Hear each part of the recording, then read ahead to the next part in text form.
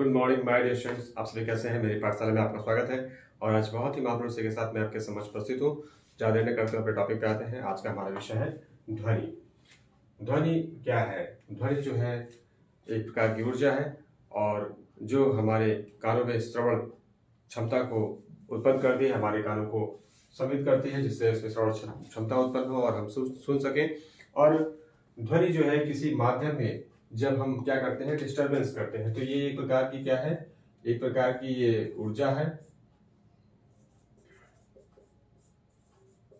प्रकार की क्या है, ऊर्जा है। और ये ऊर्जा जो है हमारे कानों में श्रवण क्षमता के लिए, हमारे कानों में संवेदना उत्पन्न करती है, जिससे हम सुन सकते हैं। ठीक है, सुनने में सहायक और सुनने में सहायता करती है। ठीक है, और जब हम किसी माध्यम में जो है डिस्टरबेंस, विक्षोभ उत्पन्न करते हैं, तो विभिन्न तरीकों से विक्षोभ उत्पन्न करते हैं। जैसे कि मान लीजिए है आघात से हमने विक्षोभ उत्पन्न कर दिया। ठीक है, आघात से, घर्षण से, फूंक मारने से, फूंक मार करके, ठीक, रगड़ने से, खुरचने से,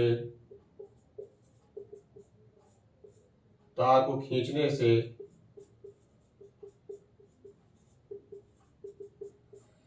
इस प्रकार से विभिन्न तरीकों से जब हम माध्यम में विक्षोभ, डिस्टरबेंस उत्पन्न करते हैं, तो जो माध्यम में जो कण है वो जो है इधर उधर गति करते हैं और आगे पीछे गति करते हैं। और यह गति जो होती है, जो माध्यम के कण जो गति कर रहे हैं, जो दोलन कर रहे हैं, जो ऑसिलेशन कर रहे हैं, यह गति ही क्या कहलाती है, कंपन या वाइब्रेशन कहलाती है। और इस गति के कारण ही क्या होता है, ध्वनि उत्पन्न होती है। और ये जो माध्यम के कण हैं, ये जब आगे की तरफ बढ़ते हैं तो वायु का दाब अधिक होता है, जिसके कारण जो है ये कंप्रेस हो जाते हैं। और जब ये पीछे की ओर बढ़ते हैं तो वायु का दाब जो है वो कम होता है, जिससे ये रेयर फैल जाते हैं। तो इस प्रकार से जो ये ऑसिलेशन होता है, ये कंप्रेशन और रेयरफैक्शन के रूप में होता है। ठीक है, और जो हमारे गले में जो ये ध्वनि उत्पन्न होती है, ये हमारे गले में एक स्वर यंत्र पाया जाता है, लैरिंक्स, जिसमें जो है वाक तंतु पाए जाते हैं। और ये वाक तंतु जो है लैरिंक्स में जो हमारा स्वर यंत्र है, इसमें वाक तंतु पाए जाते हैं। ये धागे नुमा संरचना है, जो कि जो है तनित अवस्था में तनी हुई होती है। और इसकी स्थिति की वजह से ही ध्वनि की जो गुणवत्ता है वो निर्धारित होती है। और जो पुरुष होते हैं, मेल में इस वाक तंतु की जो लंबाई होती है वो 20 mm और फीमेल में इसकी लंबाई जो होती है वो 16 mm के आसपास होती है। और इसकी वजह से जो है गुणवत्ता निर्धारित होती है। एक चीज और है, जो हमारी ध्वनि है, ये इसके संचरण के लिए, इसके ट्रांसमिशन के लिए जो है माध्यम की आवश्यकता होती है। और ध्वनि जो है वो ठोस, द्रव और गैस तीनों ही माध्यमों में चलती है।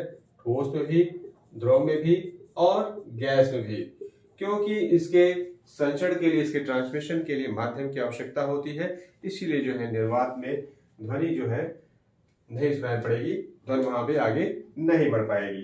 देखिए, जो ध्वनि है वो वायु अथवा गैसों में जो ध्वनि का संचरण होता है वो अनुदैर्ध्य तरंगों के रूप में होता है। जैसा कि हम इस डायग्राम से भली बात देख सकते हैं, अनुदैर्ध्य तरंगे वो तरंगे हैं, वेवफॉर्म्स हैं, जिसमें जो है तरंग जिस दिशा में संचरण करती है, जो माध्यम के जो कण हैं उसी दिशा में ही जो है वाइब्रेशन कर रहे हैं, दोलन कर रहे हैं।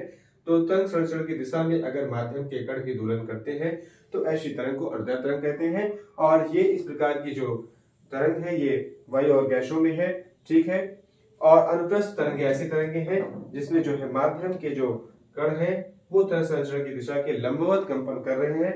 तो इस प्रकार से जो गति हो रही है, जो संचरण हो रहा है, ये ठोस तथा ध्रुव में इस प्रकार का जो है संचरण पाया जाता है।